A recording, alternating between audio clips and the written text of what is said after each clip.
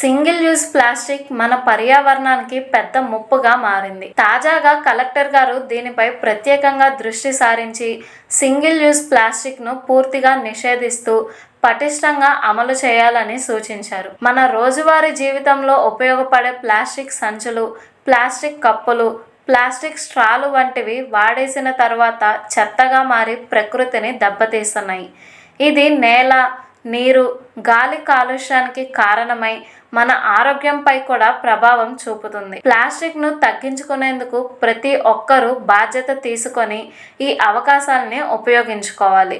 గుడ్డ సంచులు, స్టీల్ లేదా గాజు వస్తువులు వంటివి వినియోగించడం ద్వారా పర్యావరణాన్ని కాపాడొచ్చు. కలెక్టర్ గారి ఆదేశాలను పాటిస్తూ సమాజంగా కలిసి పనిచేస్తే ప్లాస్టిక్ కాలుష్యాన్ని తగ్గించగలం.